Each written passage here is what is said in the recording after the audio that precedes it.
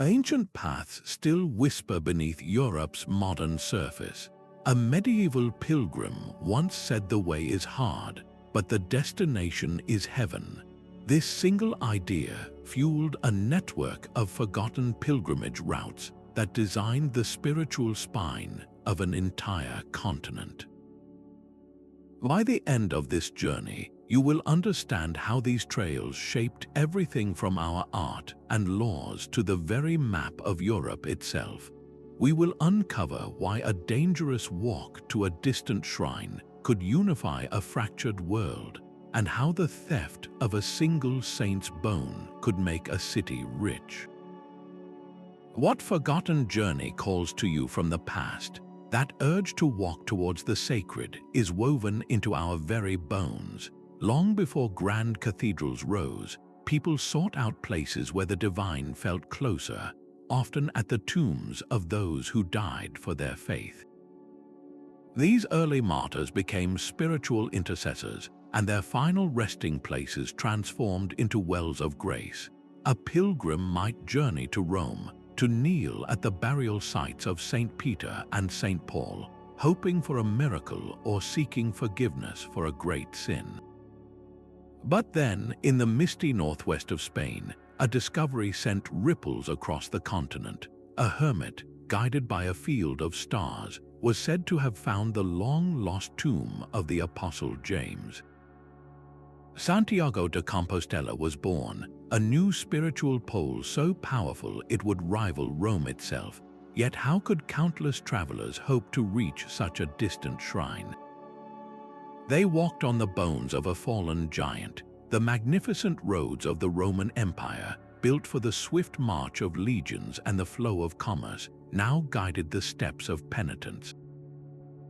This was the great irony. The infrastructure of a worldly empire designed for control and conquest became the foundation for a network aimed at spiritual surrender. So when that empire crumbled, its physical skeleton did not vanish. Instead, these ancient paths were reclaimed by a new kind of traveler, one whose army was a stream of solitary walkers and whose conquest was an inner one. The old roads waited, silent and patient, for a new purpose to give them a voice. A boot-clad pilgrim crests a hill, their backpack heavy and feet sore, and there it is. The spires of the Santiago Cathedral pierce the horizon, a sight that has stopped 1,000 years of weary hearts. This is the Camino de Santiago, the way of St. James, and its story begins in the mist of the 9th century with a discovery that would shake the foundations of Europe.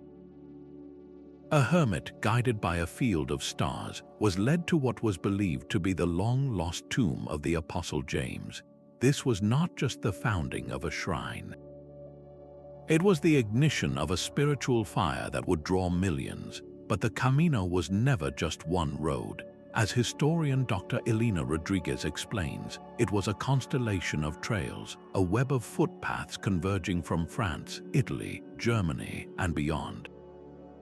Think of it as Europe's first truly international project, a common purpose that transcended the fractured kingdoms and warring dialects of the medieval world. A peasant from France, a merchant from Flanders, and a noble from Bavaria might not speak the same language, but they walked the same earth toward the same heavenly city. This was its true power. The Camino forged a shared identity, a pilgrim culture that existed above and beyond the politics of the day. This culture developed its own language of symbols. The scallop shell found on the Galician coast became the universal badge of the pilgrim, sewn onto hats and cloaks. It was a sign of recognition, a request for safe passage, and a humble reminder of the journey's end by the sea. And to support this endless river of travelers, a revolutionary network sprang up along the routes. Monasteries and local communities built hospitals and hostels, offering not just a bed and a meal, but medical care and spiritual solace. These were the first pan-European support systems, all dedicated to the simple, profound act of walking. the legacy of the Camino is etched into the stone of every village church and heard in the echo of every footfall on its ancient path. It showed that a quest for the divine could forge the most tangible of human bonds. It created a template, a blueprint for how to connect a continent, one step at a time. And as this network solidified, another route, born from a very different kind of power, began to take shape in the heart of the old Roman Empire. While the scallop shell guided travelers to the edge of the world in Spain, another path led directly to the beating heart of Western Christianity. In the late 10th century, an English archbishop named Sigeric the Serious undertook an epic journey from Canterbury to Rome to receive his ceremonial vestments from the Pope. He was a meticulous man, and he recorded every stop on his return trip, 80 in total, creating an astonishingly precise itinerary. This list, preserved by chance, gives us the Via Francigena, the Frankish route, a road of immense political and spiritual gravity. This was not a path for the solitary soul seeking redemption alone. It was the primary artery connecting Northern Europe to the Holy See, a direct pipeline for papal authority. For centuries, this route was essential for the Church's project of consolidating its influence north of the Alps. Countless bishops, abbots, and diplomats traveled its length, carrying decrees, collecting revenues, and ensuring that the distant reaches of Francia and England remained doctrinally aligned with Rome. This steady flow of clergy and church officials also meant a constant transfer of wealth, as tithes and offerings traveled south to fill the papal coffers, funding the grandeur of the Eternal City. The journey itself was a lesson in the vastness and variety of the medieval world. A pilgrim on the Via Francigena did not simply walk through a single kingdom. They navigated a mosaic of political entities. One week you might be in the watery fens of England, then crossing the rolling hills of France, and later, facing the most daunting challenge of all, the lofty, snow-dusted passes of the Swiss Alps. This forced a constant interaction with different cultures, languages, and local rulers. You could not complete this pilgrimage without learning to negotiate, to trade, and to understand that the world was far larger than your own village. This movement made the route a powerful spine for cultural transmission. Flowing north from Rome came the latest trends in sacred art, the solemn and profound forms of Romanesque architecture that would redefine northern cathedrals. The unified melodies of Gregorian chant traveled up this road, slowly standardizing the sound of worship in 1,000 monasteries. And flowing south came the northern pilgrims themselves, bringing their own stories, their own styles of piety, and their own perspectives, which in turn influenced the city they sought. This two-way street of people and ideas helped to weave a fragile cultural unity across a politically fractured continent, proving that a road walked with purpose could do more than connect places, it could connect minds. But the most perilous path of all did not end at a cathedral or a tomb. It led to a city that was, for a medieval Christian, the very center of the world. The air in Venice was thick with the scent of salt and foreign spices, a cacophony of languages rising from the docks as pilgrims from England, Germany, and France bartered for their passage east. This was the launching point for the ultimate journey, the pilgrimage to Jerusalem. To walk where Jesus walked was the supreme act of devotion, a quest so dangerous it could consume a lifetime. The journey was a brutal test of body and soul, a harrowing voyage across the unpredictable sea followed by a trek through hostile lands. This immense spiritual demand created an entire industry overnight. Ship captains grew wealthy ferrying hopeful souls. Crafty merchants sold them supplies, while professional guides, often speaking multiple languages, offered their services as protectors and interpreters for a price. The pilgrimage was not just a spiritual venture, It was a powerful economic engine that filled the coffers of Italian city-states like Venice and Genoa. This fervent desire to reach the Holy City, however, had a dark and violent shadow. When access was blocked by powerful Islamic empires, that spiritual yearning curdled into a call for war. The Crusades were, in many ways, a brutal and politicized extension of the pilgrimage impulse, an attempt to secure by force the paths that feet had once walked in peace. Yet within this crucible of faith and conflict, an unexpected cultural exchange took place. European knights and pilgrims, stepping ashore in the East, encountered civilizations far more advanced than their own. They walked through the magnificent cities of the Byzantine Empire and saw the scholarly wonders of the Islamic world. They brought back more than relics and stories. They returned with new knowledge, groundbreaking ideas in medicine, sophisticated astronomical charts, and ancient Greek philosophical texts long lost to the West. This pilgrimage, born from pure faith, became an accidental bridge, forcing a backward Europe to look upon its sophisticated neighbors and begin a slow, transformative process of learning. The very roads walked for salvation were quietly paving the way for the Renaissance. Darkness encroached, and the first cold drops of rain began to fall. For a pilgrim lost on a lonely stretch of road, the sight of a lantern burning in the window of a low stone building was nothing less than a miracle. This was a xenodochium, a hospice, a sanctuary in the wilderness. Inside, the air was thick with the scent of drying wool and wood smoke, a welcome shelter from the coming storm. The weary traveler would find a simple meal of bread and broth, a spot on a straw-filled mattress, and perhaps most precious of all, a cup of clean water to wash the dust from their throat. This network of charitable hostels and hospitals was the unsung, practical heart of the entire pilgrimage system, an infrastructure of faith that made the impossible journey possible. They were not mere inns for profit. They were sacred obligations built and run by monastic orders who saw in every exhausted stranger the face of Christ himself. The Knights Hospitaller, for instance, dedicated themselves entirely to this mission of care, treating the wounds and illnesses of pilgrims with a skill that was extraordinary for the time. Within these walls, a profound social alchemy took place.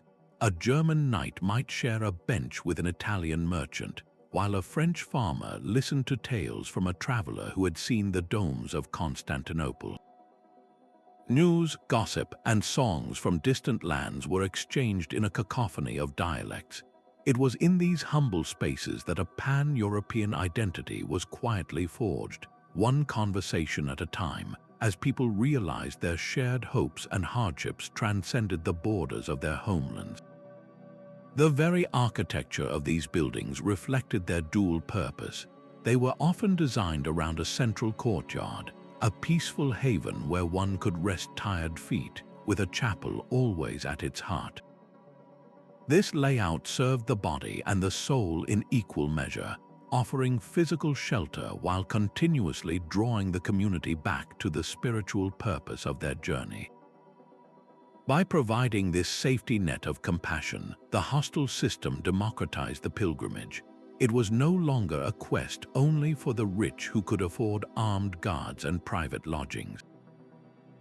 Now the common person, the shoemaker, the baker, the peasant, could dare to make the long walk to salvation, supported by a chain of brotherhood that stretched across a continent.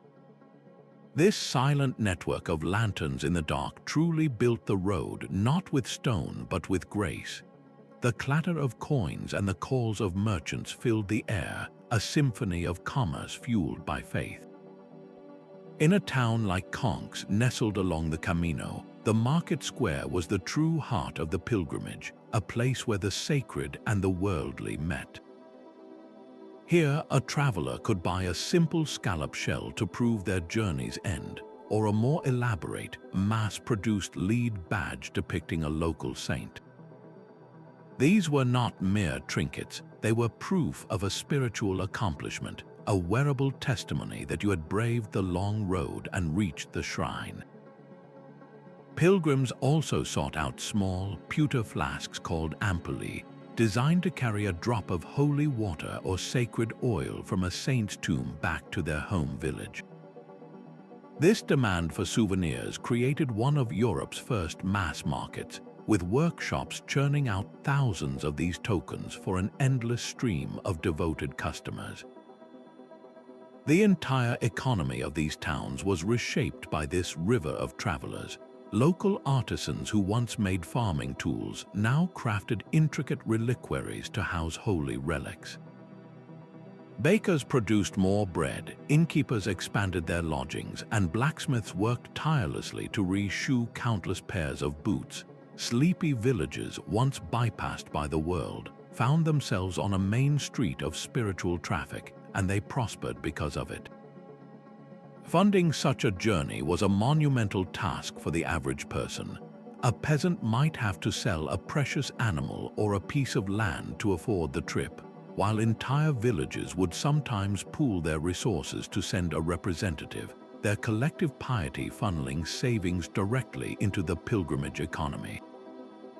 This constant injection of capital, from the sale of a chicken to the purchase of a night's lodging, did more than just sustain local shops. It built the very skyline of Europe. The immense profits generated by this medieval tourism boom were poured directly into stone and glass. The great Romanesque and Gothic cathedrals that still take our breath away, with their soaring vaults and radiant stained glass, were funded by this economy of devotion.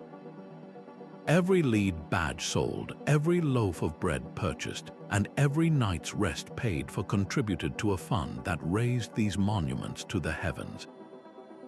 The spiritual spine of the continent was not built on faith alone, but on a foundation of commerce, proving that the path to salvation was also a road paved with economic destiny.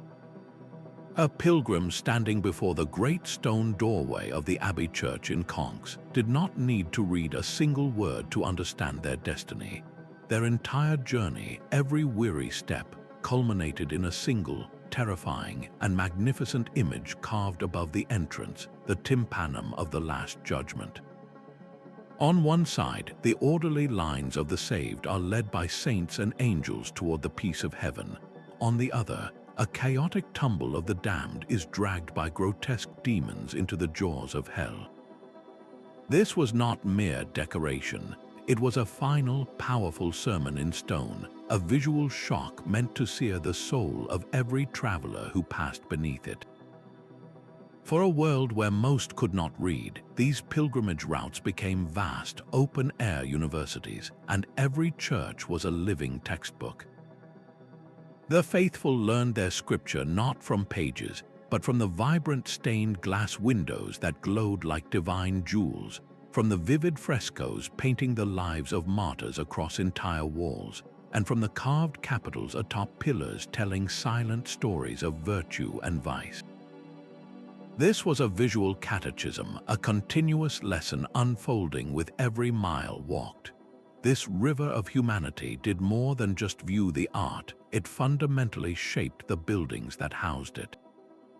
To manage the endless stream of visitors wanting to venerate the relics of a saint, architects performed a miracle of their own. They invented the ambulatory, a clever curved corridor that wrapped behind the main altar.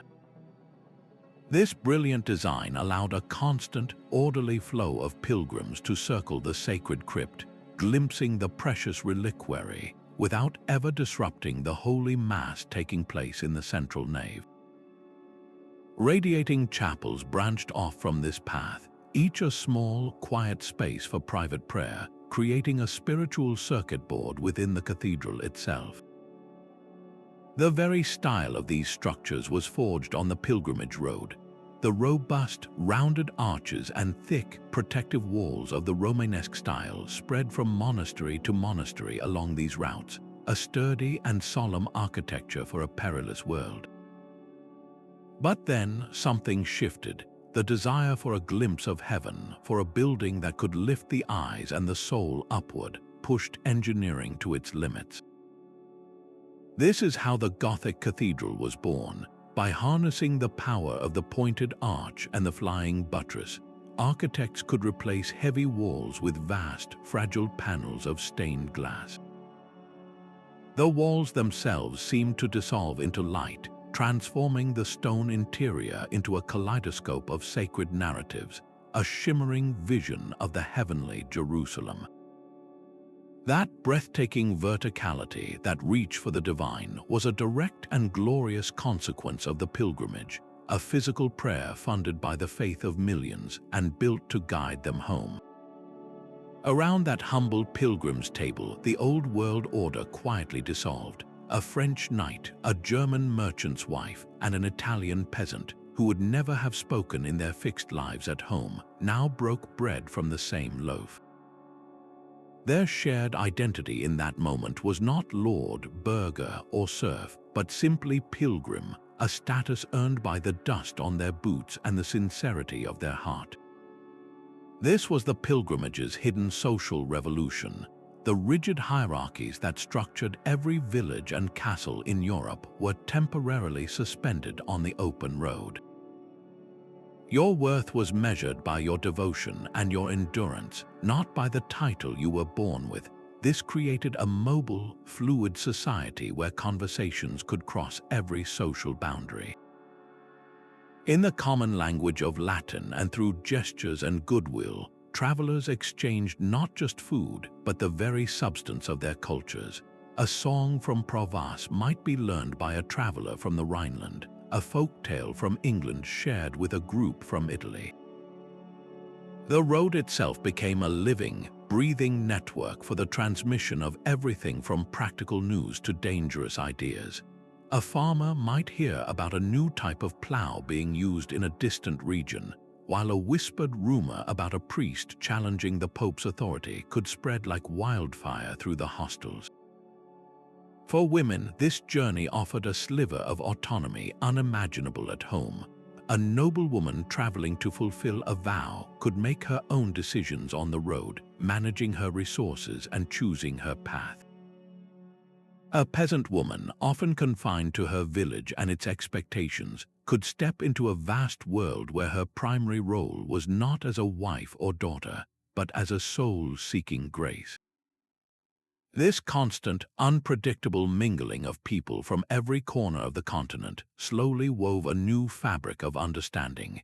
A pilgrim returned home not just with a scallop shell, but with the realization that the people in the next kingdom overshared the same fears, hopes, and faith. They began to see themselves as part of something larger than their local lord's domain, as members of a vast, imagined community called Christendom.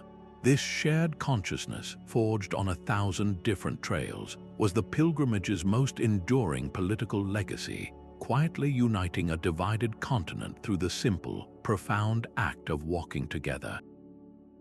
A king's crown often feels lighter when it is blessed by heaven. Alfonso VI of Leon understood this political truth perfectly. By actively promoting the Camino de Santiago through his domains, he was not merely fostering piety, he was performing a masterstroke of statecraft. His investments in sturdy bridges, patrolled roads, and secure hostels were not simple acts of charity. They were strategic investments designed to attract a river of devout travelers, and more importantly, their wealth directly into his kingdom. A secure and popular pilgrimage route enhanced a ruler's prestige, transforming him from a mere warlord into a recognized defender of the faith, a patron of all Christendom. This spiritual legitimacy was a potent tool for consolidating power, especially for a king like Alfonso, whose rule often needed divine endorsement to quiet rival claims. The routes themselves became vital channels of information in an age without instant communication. A pilgrim, seemingly humble and devoted, could easily be a noble's trusted agent, carrying secret messages or gathering intelligence on the strength of a rival's fortifications or the mood of a distant population. They were the perfect spies, their sacred purpose providing a cloak of invisibility. The Church, in turn, wielded its own formidable political weapon through its influence over these spiritual highways. A pope or powerful bishop could threaten a rebellious ruler with the ultimate economic sanction, an interdict. This act would excommunicate an entire region, effectively closing the pilgrimage routes that ran through it. The consequences were catastrophic. The flow of pilgrims and their money would stop overnight, hostels would stand empty, and local economies would collapse. This was spiritual power with very tangible financial teeth. The paths walked for the salvation of souls were therefore never free from the ambitions of kings and popes. They were threads woven into a grand and intricate tapestry of medieval power, where every step taken in faith also advanced a worldly calculation. A pilgrim's worn leather satchel might hold their most precious possession, not a relic but a book. Open a digital replica of the 12th century Codex Calixtinus, and you are holding the world's first known pilgrimage guidebook. This astonishing manuscript, attributed to Pope Calixtus II, was the medieval equivalent of a comprehensive travel app. It meticulously detailed the Camino's route, stage by grueling stage. It pointed pilgrims toward the most sacred shrines and, just as vitally, warned them about rivers with bad water and untrustworthy innkeepers who might cheat them. This was a text born from urgent necessity, a lifeline of practical wisdom for those facing a months-long trek into the unknown. The need for such reliable information sparked an entirely new genre of literature, the pilgrimage guide. These texts did more than just provide directions. They were cultural primers describing the strange customs of distant lands, recommending which local saints were most potent for specific ailments, and listing the most charitable hospices where a weary soul could find safe refuge.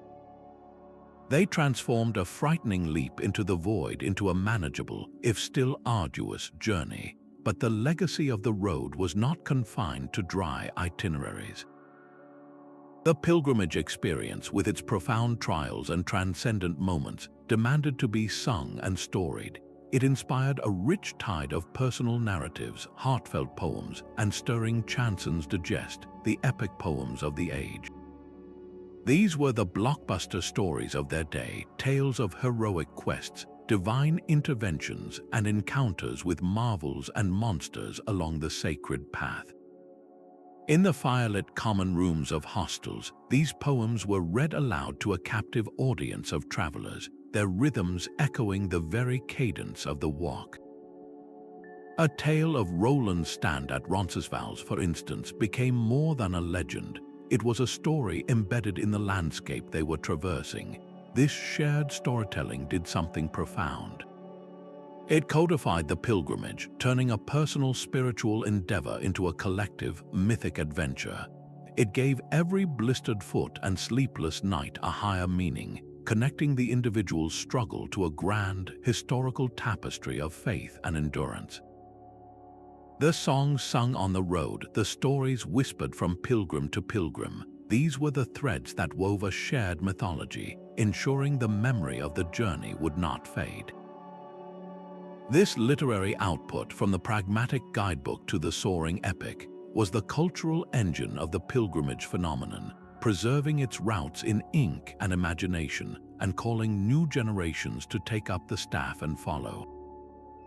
A hush falls over the crowded church, a silence so profound you can hear the whisper of wool robes and the crackle of 100 candles. Then, a collective gasp ripples through the sea of faces as a gleam of gold appears.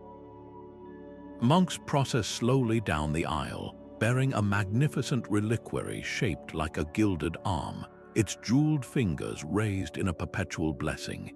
Inside that ornate casing lies a sliver of bone, said to be from the very hand of a saint. For the people crushed together in that sacred space, this was not a symbol. It was a direct conduit to heaven, a physical object humming with the power of God. The entire pilgrimage economy, from the grandest cathedral to the humblest roadside shrine, was built upon this single, electrifying belief. Relics were the spiritual batteries of the medieval world. They were the physical remains of saints, a finger bone, a tooth, a lock of hair, or objects associated with holy figures, like a splinter from the true cross.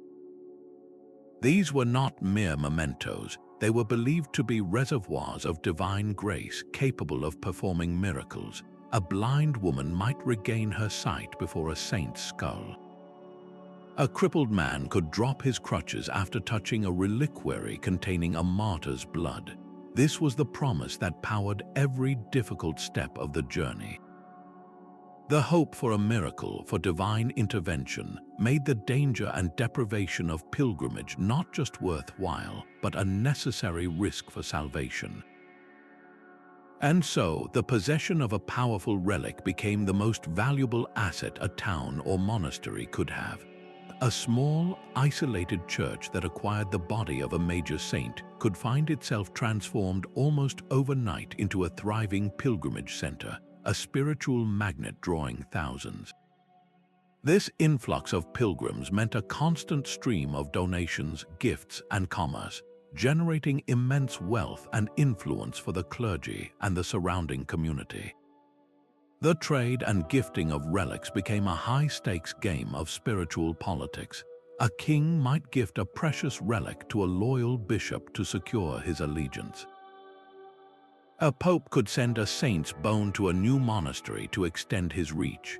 But if the market was slow, more direct methods were used. The translation, a polite term for the holy theft of relics, was a common and often celebrated event.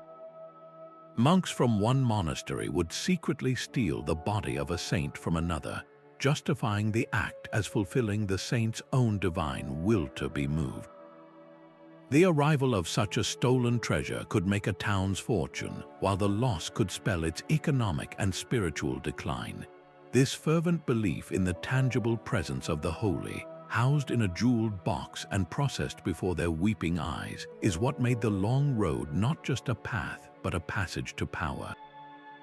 The howl of a wolf cut through the night, a chilling reminder that the darkness beyond the firelight was alive with unseen threats. Huddled close to the flames, a band of pilgrims gripped their walking staffs, their knuckles white. Every creak from the forest was a potential footfall, every shift in the wind a whispered warning. This was the stark reality of the road, a test of faith measured in very real physical dangers. The journey was a brutal gauntlet of natural and human perils. A sudden storm could flood a valley path, leaving a traveler stranded and exposed. Sickness stalked the crowded hostels, where a single fever could spread like wildfire among the weary. The terrain itself was a relentless adversary, from the sheer, rocky passes of the Pyrenees that tested every muscle to the deep, sucking mud of lowland bogs that could swallow a boot whole. But perhaps the most feared dangers were the ones that walked on two legs. Bandits haunted the lonely stretches between towns, knowing that pilgrims, while not rich, often carried enough coin to see them to the next shrine.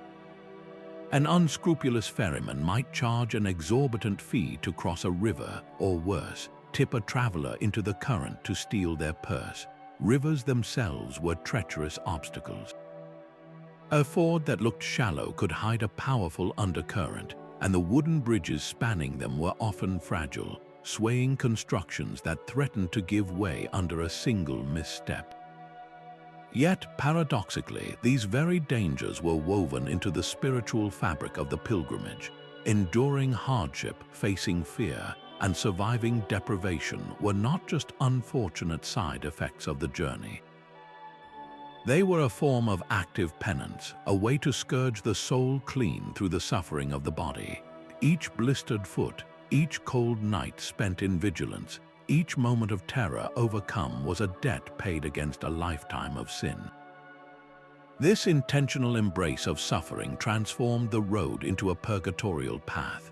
The greater the peril, the more profound the purification. This is why the final arrival at the cathedral doors was not merely a happy ending. It was a moment of explosive, hard-won transcendence, the sheer relief of having survived, of having passed through the fire of trial and emerged on the other side, fused with the spiritual ecstasy of reaching the sacred destination. The joy was not in spite of the danger, but because of it. The soul, tested and tempered on the long road, felt truly ready to receive grace. Every item a pilgrim carried was a silent prayer. That simple leather pouch, the scrip, was not just a bag for bread and coin. It was a powerful declaration of poverty and trust, a deliberate renunciation of heavy worldly goods. Tied to the belt, its emptiness was as meaningful as its contents, a constant reminder that the traveler relied on divine providence and the charity of others for their daily sustenance.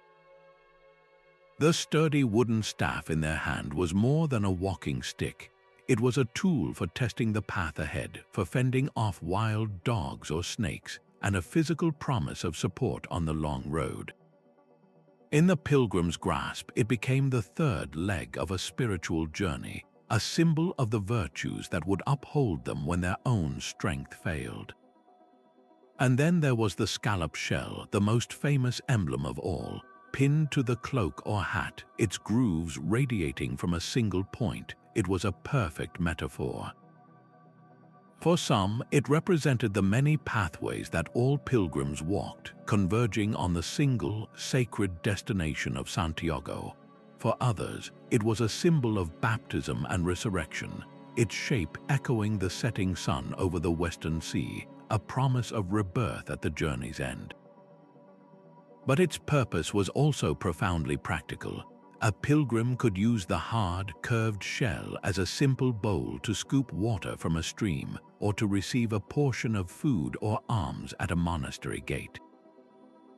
This perfect fusion of deep symbolism and everyday utility defined the entire pilgrimage experience. Together, these items formed an instantly recognizable uniform, a visual language understood across the fractured kingdoms of Europe. This standardized attire granted the wearer a special status, a kind of international passport under the protection of the Church. A person clad in this way was not a merchant, not a soldier, not a vagabond. They were a pilgrim, a soul in motion, and their very appearance commanded a measure of respect and safe passage.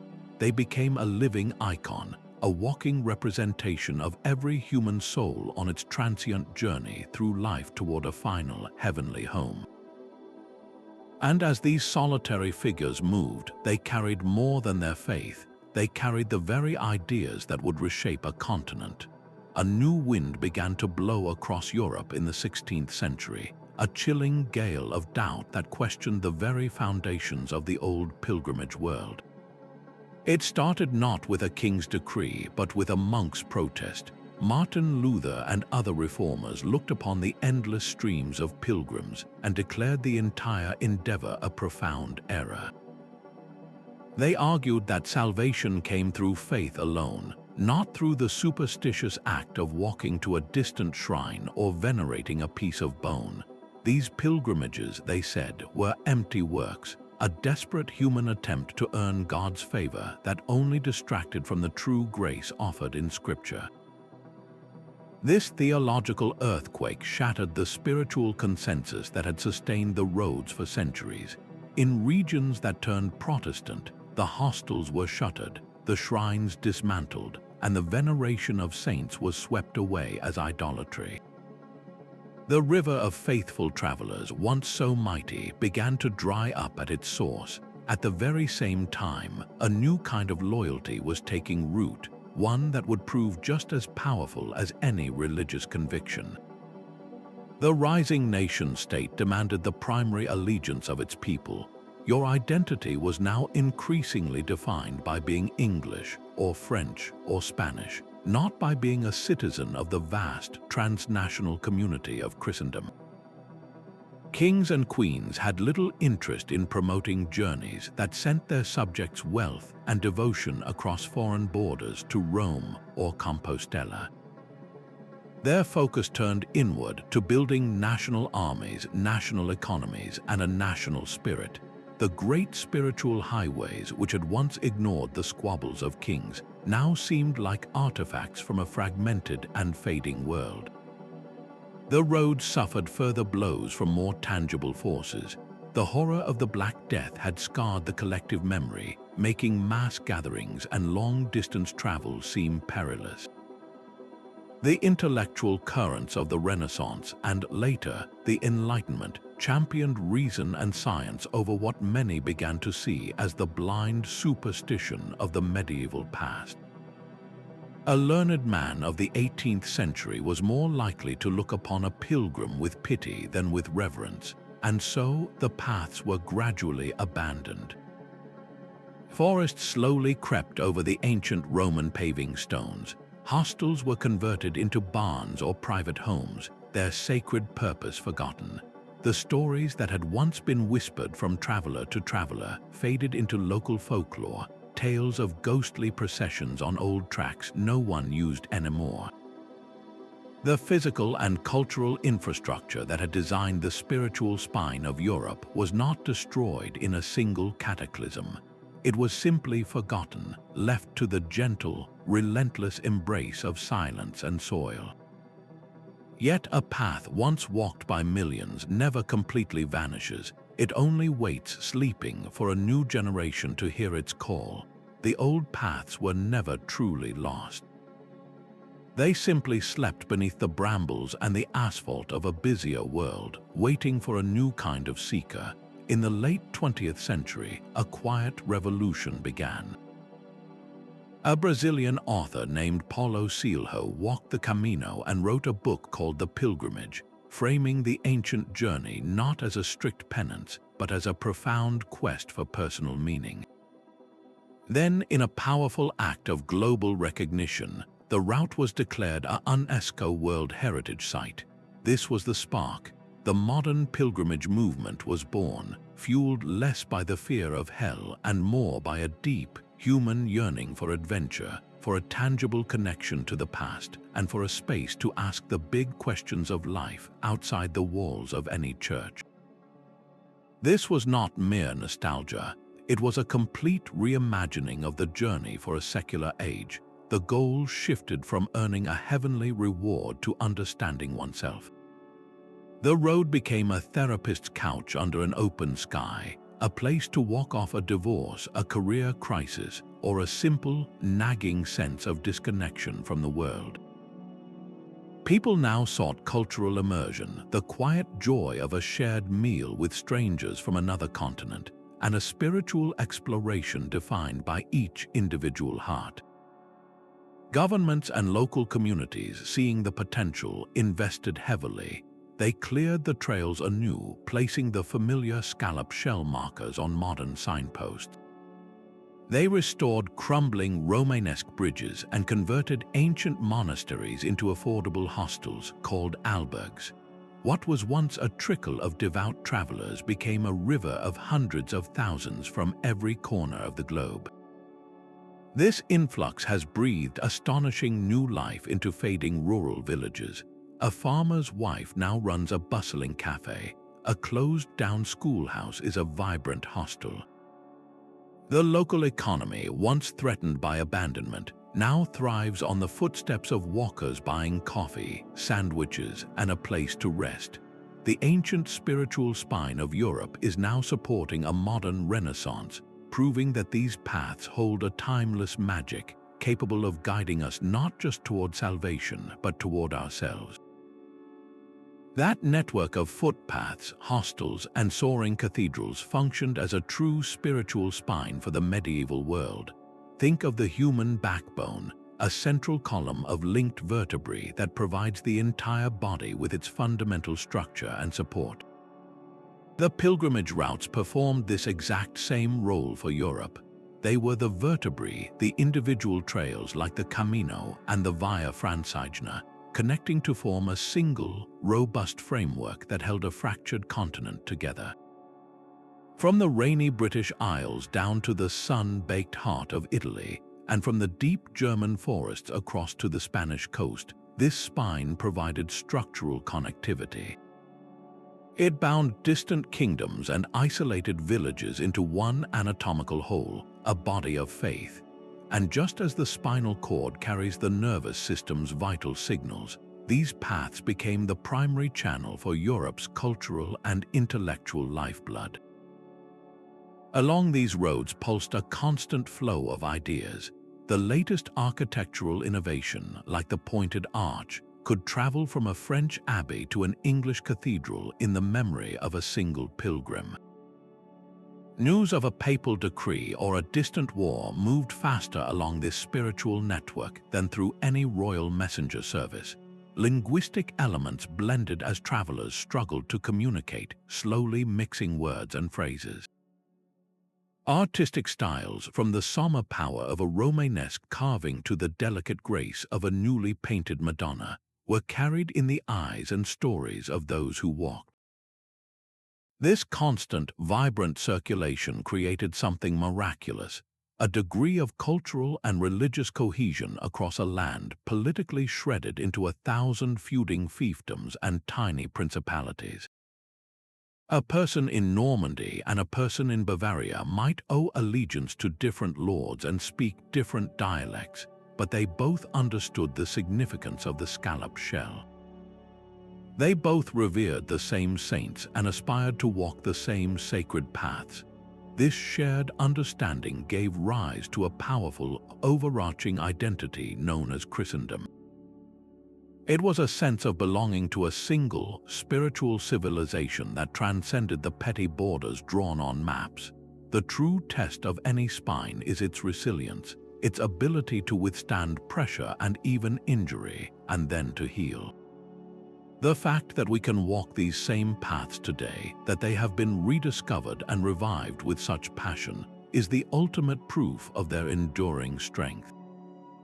The underlying connections forged by the feet of millions centuries ago were never truly broken, only sleeping, and they still carry a potent charge for any modern traveler seeking to reconnect with the deep, quiet pulse of history.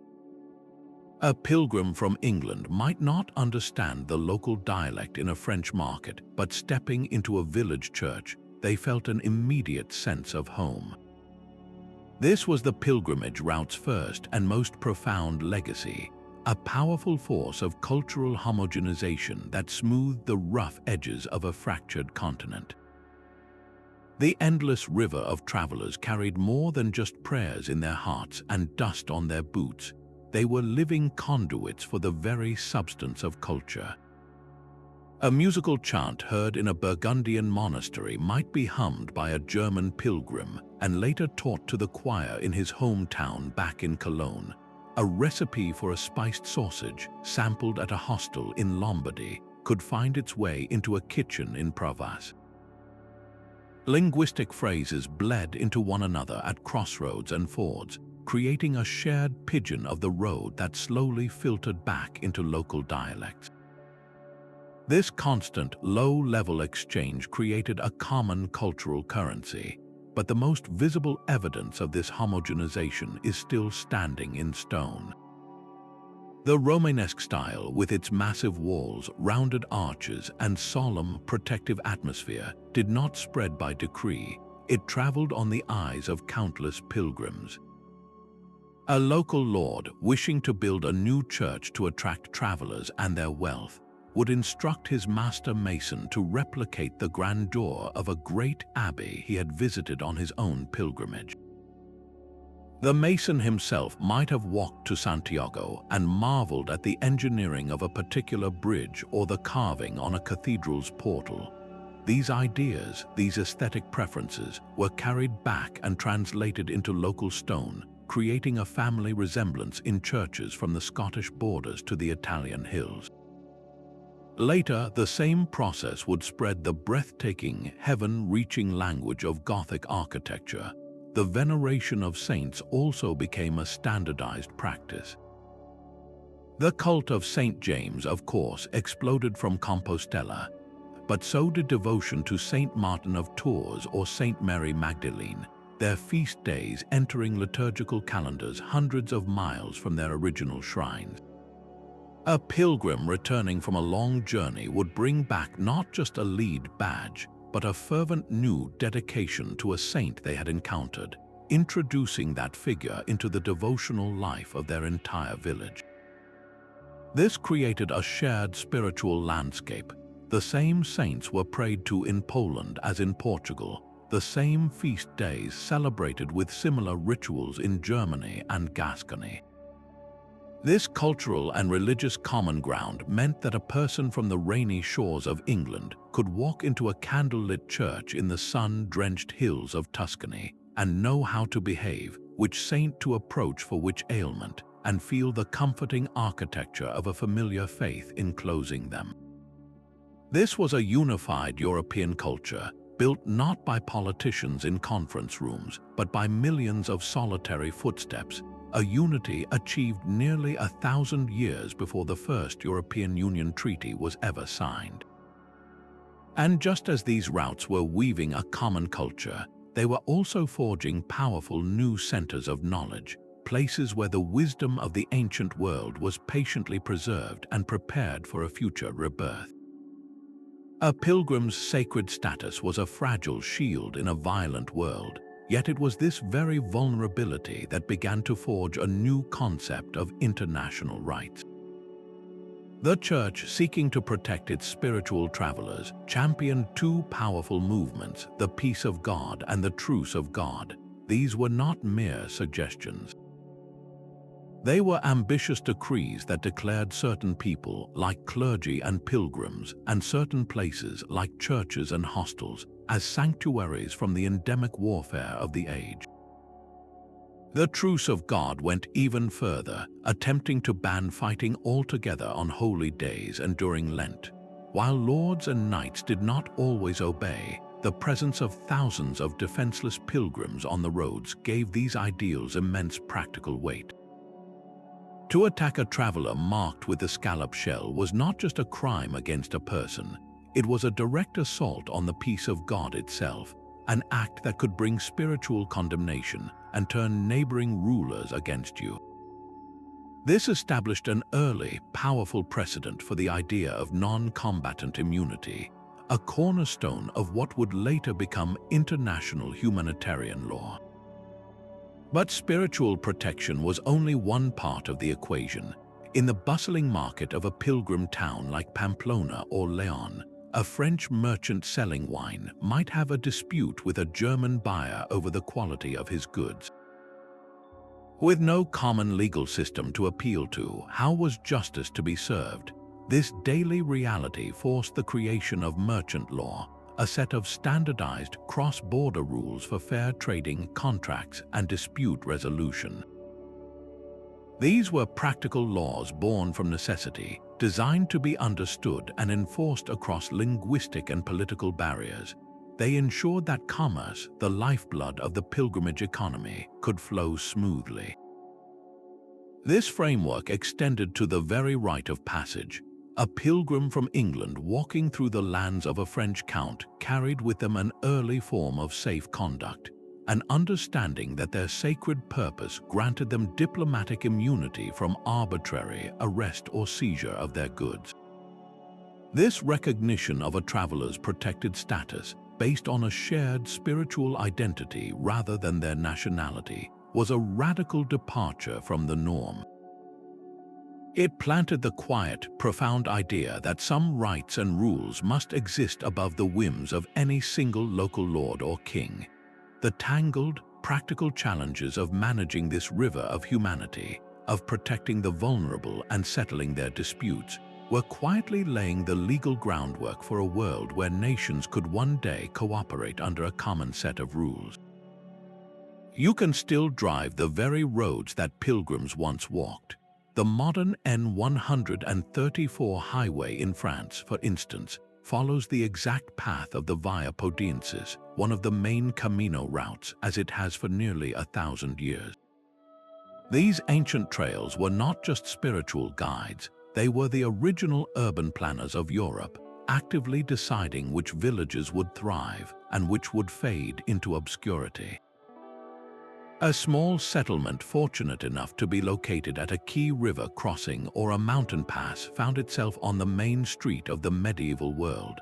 To cater to the endless river of travelers, it would build a new bridge, a hostel, a church, and a market square. This investment attracted more pilgrims, which in turn funded more building, transforming a simple hamlet into a prosperous town. The names of these places still whisper of their purpose. Puente la Reina in Spain means the Queen's Bridge, named for the elegant Romanesque bridge built specifically to carry pilgrims across the river. The town itself was essentially founded by and for the Camino, its entire layout and economy shaped by the flow of feet. This phenomenon repeated itself countless times across the continent, creating a string of pearls along the spiritual spine, towns whose very existence is a direct legacy of the pilgrimage. Even the fields and vineyards we see today were shaped by this demand. Monastic orders, savvy to the needs of the road, cleared vast tracts of forest to plant wheat for bread and grapes for wine, ensuring a steady supply of sustenance for the traveling faithful. The very shape of the land was carved to feed the journey. This physical design is perhaps most strikingly visible in the architecture scattered along the routes. Look at a map of octagonal churches like the one in Unate, Spain. Their unique design, often linked to the Knights Templar who protected pilgrims, does not appear randomly. If you plot their locations, they form a perfect constellation along the Camino, marking out stages of the journey like spiritual waypoints. From the roads we drive to the towns we inhabit and the fields that feed us, the forgotten footsteps of medieval pilgrims designed the map of modern Europe, a living blueprint written not in ink but in stone and soil. Strip away the title, the land, and the language, and what remains is a soul walking. Beneath the physical trials of bandits and blisters ran a deeper, more silent river, the internal voyage that was the pilgrimage's true destination. The sheer, monotonous rhythm of walking, day after day, week after week, became a form of moving meditation. With each step, the clutter of ordinary life began to fall away. The constant chatter of social obligations, the anxiety over possessions, the weight of a fixed identity back home, all of it slowly dissolved with the miles. The pilgrim was reduced to their most elemental state, a body in motion and a mind adrift in its own vast landscape. This enforced simplicity forced a direct and unflinching confrontation with the self. Who were you when no one knew your name or your past? What sins, what regrets, what unresolved questions surfaced when you were left alone with nothing but the sound of your own breathing and the crunch of gravel underfoot? Many embarked on this path at a critical turning point. A knight might seek absolution for the lives he had taken in war. A merchant might walk to atone for a dishonest bargain that haunted his conscience. A woman might journey after the death of a child, her grief too large for the confines of her village. The road became a sprawling, open-air confessional, its vastness absorbing their turmoil. The hardships were not just obstacles to be overcome, but active tools of transformation.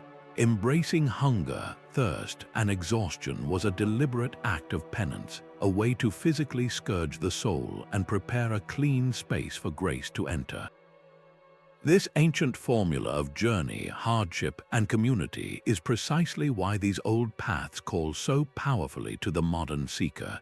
Today, someone walking the Camino might be processing a divorce, a burnout, or a simple, profound sense of being lost in a hyper-connected world.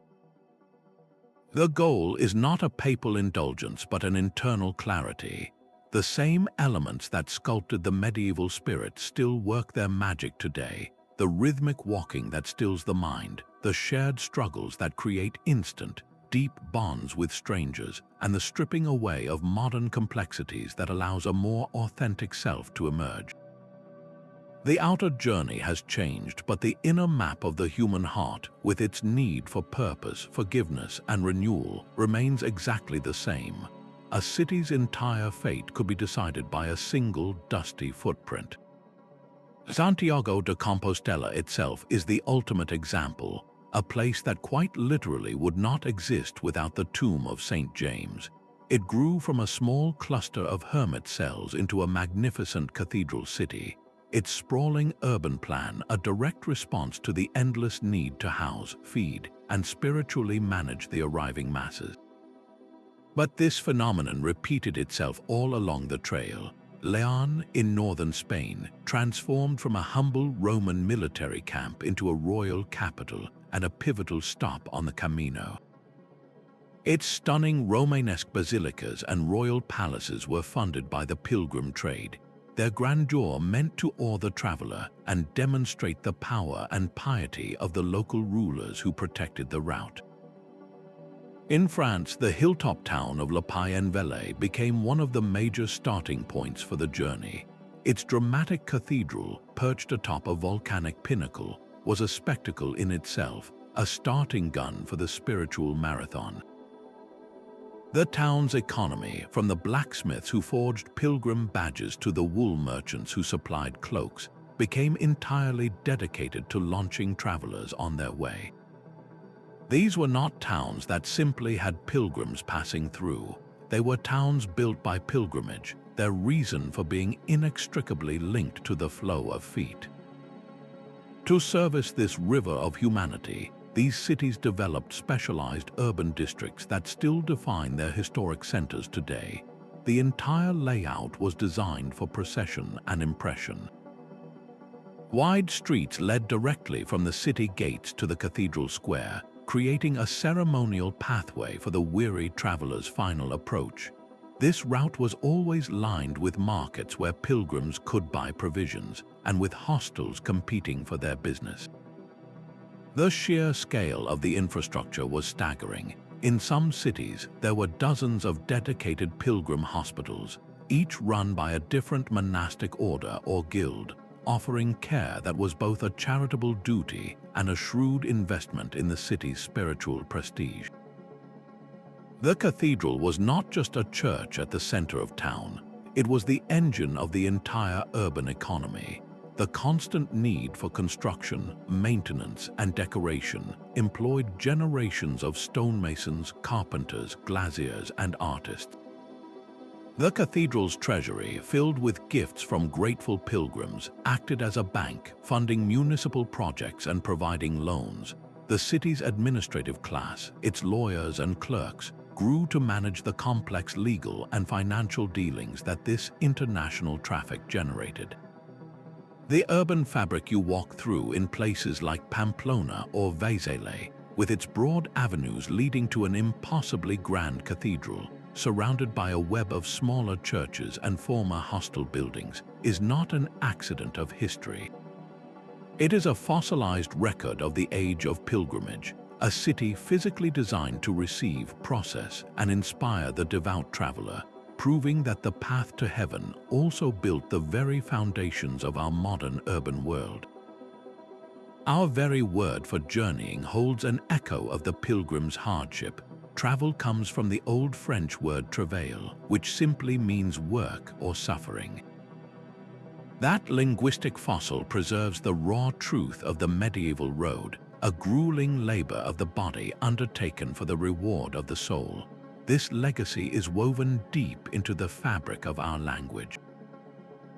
Think of the phrase "a road to Damascus" moment, signifying a sudden, life-altering revelation. It draws its power from the story of St. Paul's transformative journey on that very road. Or consider the slang term "to go on a pilgrimage," which we still use today for any deeply meaningful quest, whether to a concert or a birthplace. The names on the map tell their own stories. A village called Hospital de Orbigo in Spain marks the spot where a knightly order ran a hostel for the sick.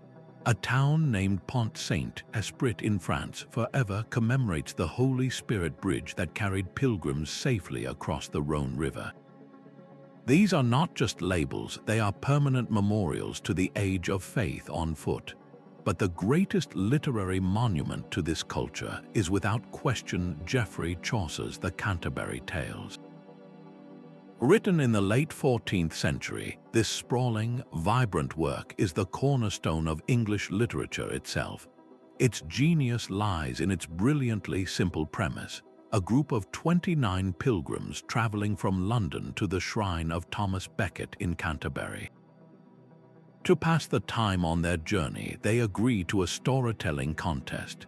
This narrative framework was a stroke of genius because every person in Chaucer's audience immediately understood the social microcosm of a pilgrim band. It was a ready-made stage where a knight, a miller, a prioress, a cook, and a wife of Bath could all plausibly meet and interact. The journey itself licensed the incredible diversity of voices. The tales they tell are as varied as the tellers themselves, from courtly romances to bawdy fabliaux, from moral sermons to raucous jokes. Through this device, Chaucer holds up a mirror to the entire spectrum of medieval English society, its ambitions and its hypocrisies, its piety and its earthiness.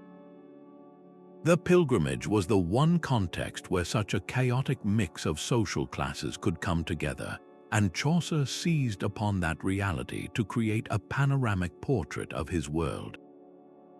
He did not invent the storytelling trope, he simply recognized the narrative potential humming along every pilgrim path in Europe. The road provided a natural plot, a built-in set of characters, and a reason for their stories to be told. This framework enriched European literature for centuries, proving that the physical routes walked by millions also carved out the narrative pathways that would define our collective imagination. The pilgrimage was a dance with the seasons, a rhythm set not by the church calendar, but by the turning of the earth itself. Travel largely ceased during the harsh, hungry months of winter. Roads became treacherous seas of mud or were blocked entirely by snow, and the bare landscape offered little food or shelter. The Great Migration began only with the spring thaw, when days grew longer, paths became passable, and the first green shoots promised forage for both body and soul. This timing was no accident. It was synchronized with the agricultural heartbeat of the continent. The spring departure allowed peasants, who formed the vast majority of pilgrims, to first help with the planting.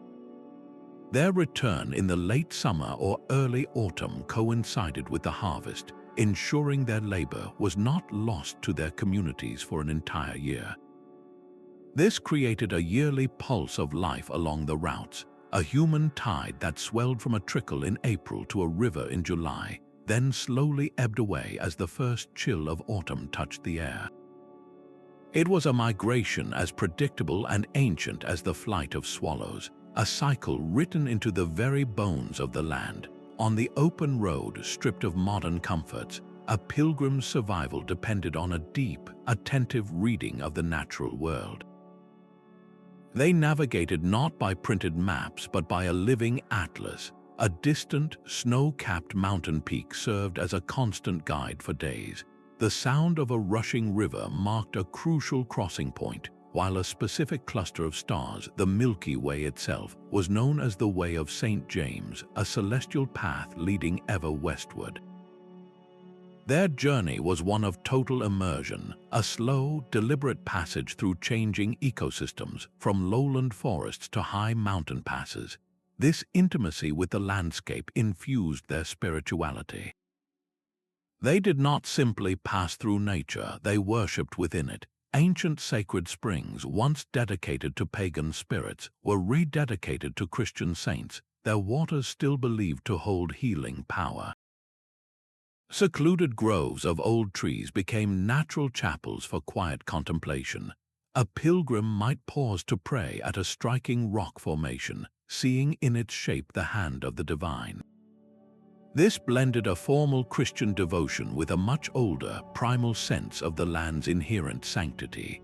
The very act of walking for months on end fostered a profound, practical ecological awareness. They knew which streams held clean water, which plants could soothe a blister or cure a fever, and how to read the weather in the shifting clouds. This was not a philosophy studied in books, but a wisdom earned through direct, prolonged, and humble engagement with the terrain, a forgotten harmony between the human spirit and the living world it traversed.